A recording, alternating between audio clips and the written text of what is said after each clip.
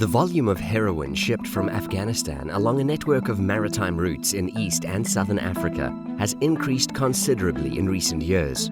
A research paper and policy brief by the EU-funded ENACT project examines the drivers and dynamics of this trade and analyzes how it has become embedded in societies along this route. ENACT works to enhance Africa's response to transnational organized crime. The project is implemented by the Institute for Security Studies and Interpol in affiliation with the Global Initiative Against Transnational Organized Crime.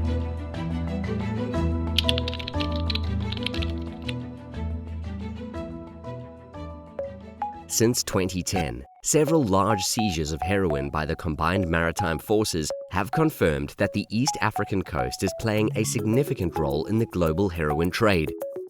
In order to get drugs, in this case heroin, from Pakistan and Afghanistan to those markets, they try and select the route which has the lowest risk and which can keep it profitable. It used to be what we call the Balkan route through the Middle East, Turkey, but that has become more problematic because of conflict and because of a higher risk. And therefore, the southern route along the east coast of Africa has become more popular. The southern route is one of three main heroin routes for Afghan heroin. The route starts obviously in Afghanistan, where poppy is grown and converted into opium paste, which is in turn refined into heroin. It is primarily loaded onto dhows along the Makran coast, along Iran and Pakistan, which travel across the Indian Ocean and then land at a series of beaches, small coves and small harbours along the coast from southern Somalia all the way down to northern Mozambique. A lot of it journeys south towards South Africa, where it is in turn containerized and transshipped onto Europe. Most of the heroin is destined for Western markets, but there is a spin-off trade for local consumption. An integrated criminal market has developed, both shaping and being shaped by political developments in the region. When traffickers use the continent, it develops into a kind of a criminal economy with a lot of money coming into the region, distorting economies, corrupting officials, and obviously this has an impact on governance and rule of law. In Kenya, drug traffickers have either campaigned directly for political office or they are often linked to political interests. In Mozambique, drug traffickers have consolidated their hold over the market in a remarkably resilient and long-standing quid pro quo with elements linked to the political elite. In South Africa, powerful and often violent criminal interests are involved in controlling the heroin trade on the street.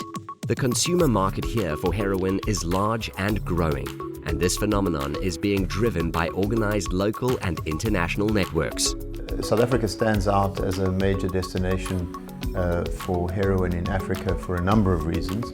The most obvious is that, of course, it's one of the most developed or the most developed economy, and there's an active user market for drugs, and that has been growing over a number of years. Internally, several of the coastal countries in the region, South Africa, Mozambique, Tanzania, and Kenya, went through periods of political and economic change in the 1990s, usually involving a move towards multi-party democracy and market liberalization. This gave rise to an urgent need, at least among some actors, for money to fund political party campaigning and political patronage networks. Externally, poppy production in Afghanistan was estimated at 328,000 hectares in 2017, a 63% increase on that of previous year. It has been found that the criminal governance system of the underworld more or less mirror the fragmented degree of centralized control and shifts in the politics of the upper world. The heroin economy is exerting a profound impact on governance and development. Actors with a progressive vision on how to tackle the heroin trade needs to lead the response.